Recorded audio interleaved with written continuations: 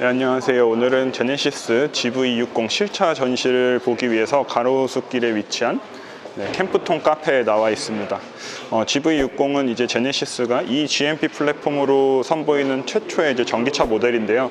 이 GMP 플랫폼을 활용하지 않았던 모델로는 이제 제네시스의 G80 전동화 모델이 있었죠.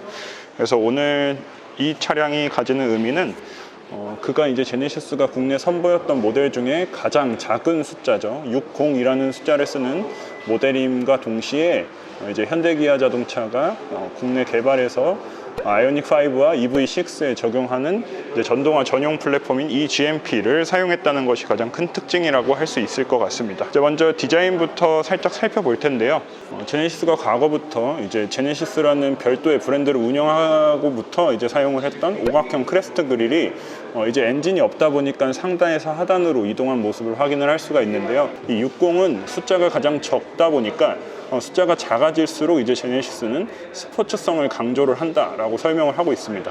그러다 보니까 GV60은 이 오각형 크레스트 그릴을 좀 더 라운드지게 처리를 해서 젊고 스포티한 이미지를 나타내고자 하려고 이런 식으로 이제 그릴의 모양이 달라졌습니다. 그릴의 면적은 굉장히 넓지만 실제로 뚫려 있는 부분은 이렇게 작은 부분만 뚫려 있다는 것을 확인을 할 수가 있습니다.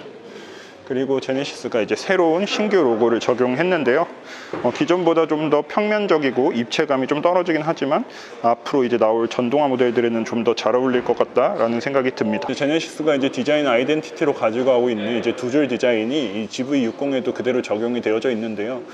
되게 재밌는 게 일반적으로 이제 전면부에는 상향등, 하향등, 그리고 방향지시등, 주간주행 등 이렇게 네 가지가 들어가게 되는데 이 GV60은 이 두 줄 헤드램프 이 안에서 그 모든 기능을 해결하도록 만들어 놨습니다. 그리고 제가 지금 보고 있는 모델은 퍼포먼스 모델이라서 가장 고성능을 내는 모델인데요. 휠의 사이즈가 정말 커졌죠. 21인치 사이즈입니다. 보통 이제 전기 자동차라고 하면은 이제 공기역학 성능을 높이기 위해서 보다 이제 휠 디자인이 약간 밋밋하게 바뀌는 경우들이 많은데 이 GV60 같은 경우는 이 이름에서도 알 수 있듯이 좀 더 스포티한 점을 강조하고자 이렇게 역동적이고 멋진 디자인을 적용한 것이 아닌가 싶습니다. 그리고 제네시스 브랜드 최초로 이제 크렘쉘 타입의 후드를 적용을 했는데요. 크렘쉘이라고 하면 이제 조개 껍질이 덮이듯이 이 부분까지 후드가 쭉 내려와서 이게 사실 구현하기 되게 어려운 건데 이제 차를 만들 때 금형을 짤 때 이 구부리기가 쉽지 않아요. 그래서 양산차 브랜드에서는 잘 사용하지 않는 방식인데 제네시스는 아무래도 이제 프리미엄 브랜드다 보니까 이런 점까지 신경 써서 만들었다라는 생각이 듭니다. 그리고 제가 보고 있는 모델은 이제 디지털 사이드 미러가 빠져 있는 그냥 일반형 사이드 미러가 장착이 되어져 있는데 디지털 사이드 미러가 장착이 되어져 있으면 뭔가 그 첨단의 느낌이 나긴 하지만 저희들에게 익숙한 방식은 아무래도 이런 일반적인 방식이겠죠. 어라운드 뷰를 위한 모니터도 카메라도 이쪽 아래에 장착이 되어져 있고요.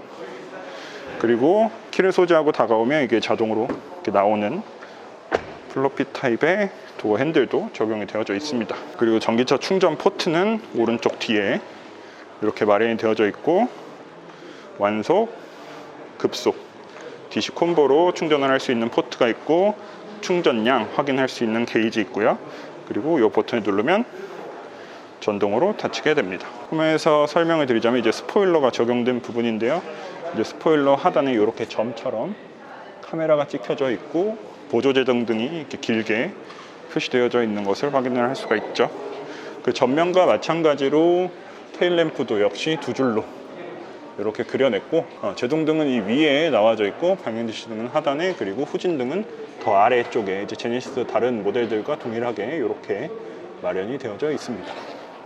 트렁크를 온 김에 한번 볼까요? 당연히 전동으로 개방이 되고요. 러기지 스크린도 이런 식으로 마련이 되어져 있습니다. 그리고 이 아래에 약간의 수납 공간이 있고 제가 또 이 아래를 한번 열어볼라 했더니 여기는 거의 분해하는 수준으로 이렇게 마감이 돼 있어서 여긴 열면 안 될 것 같고 이 윗부분에 있고 그리고 트렁크에 12V 파워 아울렛 하나가 빠져져 있습니다. 이제 쿠페 스타일이다 보니까 이 위에까지 이렇게 트렁크가 다 윗부분까지 뚫려 있는 것을 확인할 수 있는데 뭔가 부피가 큰 짐을 실용적으로 사용하겠다 이랬을 때는 약간은 부족하지 않을까라는 생각이 들지만 일단 디자인적으로 멋은 있습니다. 그리고 이제 제네시스가 세계 최초로 도입했다는 얼굴 인식으로 도어를 잠금을 해제할 수 있는 이 카메라는 B필러에 이렇게 마련이 되어져 있습니다. 실내로 한번 들어가 볼게요. 기존의 제네시스와는 확연하게 다르다라는 느낌을 받을 수가 있는데요. 이 스티어링 휠 디자인도 지금까지 제네시스에서 봐오던 디자인과는 약간 차이가 있고, 그리고 드라이브 모드 버튼이 이쪽에 있고, 그리고 퍼포먼스 모델답게 부스트 모드도 이쪽에 이렇게 따로 마련이 되어져 있습니다. 그리고 회생제동을 조절할 수 있는 패들 시프트 양쪽에 이렇게 돼 있고요. 그리고 어댑티브 크루즈 컨트롤과 차선 중앙 유지 장비 같은 거 조절할 수 있는 컨트롤 패널은 스티어링 휠 왼쪽에 자리 잡고 있고, 미디어들을 조작할 수 있는 버튼은 오른편에 이렇게 마련이 되어져 있습니다. 그리고 12.3인치 계기판, 12.3인치 센터 디스플레이를 하나로 연결을 해서 파노라믹, 그러니까 사람을 하나로 뭔가 감싸는 듯한 디자인을 이렇게 마련을 해서 이 디자인은 뭐 K8에서도 본 적이 있고 스포티지에서도 본 적이 있는데, 이 디자인은 되게 좋은 것 같아요. 이거 되게 말끔하고 세련되다, 모던하다 라는 느낌을 내기에는 아주 좋은 구성이지 않은가 싶고요. 이 밑에 있는 공조기 조작부 그리고 미디어 컨트롤 패널들은 이제 다른 제네시스 모델과 동일한데, 이 버튼, 이 온도 조절 버튼이 약간 다르네요. 그리고 이 하단에도 자그마한 공간을 마련했습니다. 그리고 USB-C 타입 포트 2개, A 타입 포트 하나, 12V 파워 아울렛 하나 이쪽 아래에 마련이 되어져 있고요. 이 아래에도 이제 공간을 잘 활용하도록 이렇게 공간을 파놓은 것을 확인을 할 수가 있고, 그리고 워크스루가 가능하겠습니다. 이게 가능할지는 모르겠어요. 이게 제가 주먹 하나가 딱 지나가는데 이걸 조금 더 뒤로 밀었으면은 이게 되지 않았을까라는 생각이 드는데, 뭐 조작감을 위해서는 이 편이 좀 더 낫겠죠. 그리고 지문인식으로 시동을 걸 수 있는 이 지문인식 패드가 이쪽에 있고, 나머지 컨트롤 패널 그리고 센터 디스플레이를 조작할 수 있는 이 노브, 이건 다른 제네시스 모델에도 있는 거고, 가장 많은 분들이 관심 가지실 것 같은데 이 볼 타입으로 되게 신기하게 기어 노브가 적용이 되어져 있습니다. 이거는 이제 시연 영상은 제가 따로 첨부를 해드릴 텐데, 이게 지금 양산형 모델이 아니기 때문에 직접 제가 만지지 못한다고 해요. 그래서 다른 제가 자료 화면으로 보여드리도록 하겠습니다. 이제 키 디자인도 지금까지 보던 것과는 완전히 달라졌다 라는 것을 확인을 할 수 있고, 무게감은 없습니다. 그리고 통풍, 열선 스티어링 휠, 그리고 뭐 어라운드 뷰, 파킹 센서, 오토홀드 뭐 이런 거 다 마련되어져 있고요. 여기에 이제 무선 충전 패드 하나, 그리고 수납 공간 자그마한 거 하나, 이런 식으로 되어져 있습니다. 그리고 이 위에 부품들은 뭐 하이패스나 뭐 선루프 조절하는 거 그대로 있고, 하이패스 시스템이 위로 올라오면서 엣지를 사라지게 만든 이 말끔한 디자인의 룸밀러 마련되어져 있습니다. 여기는 동일한 것 같아요. 썬바이저. 그럼 한번 2열로 옮겨서 설명을 드릴게요. 제가 지금 1열이 제 포지션대로 맞춰져 있고, 제가 지금 2열에 앉아 있는데 무릎 공간은 주먹 하나 반 정도 들어가도록 이제 공간이 구성되어져 있고, 머리 공간도 꽤 넉넉합니다. 저는 이제 쿠페형 SUV라서 머리 공간이 부족하지 않을까 싶었는데 머리 공간은 꽤나 넉넉한 수준입니다. 옆에 이제 수동식 선 커튼을 마련해 준 점, 이것도 굉장히 괜찮은 구성인 것 같습니다. 그리고 제네시스 브랜드 최초로 이제 뱅앤올룹슨 오디오를 적용을 해줬는데 사운드가 굉장히 기대되지만 들을 수 없는 점은 좀 아쉽네요. 그리고 창문을 이렇게 내릴 수 있고, 고급차답게 이제 라미네이드 유리, 이중적 팝 유리를 적용을 했습니다. 그리고 창문이 오르내릴 때 끝에 쪽에서 이렇게 속도를 줄여줘서 좀 더 고급스럽게 닫히게끔 만들어준 점 세심한 배려네요.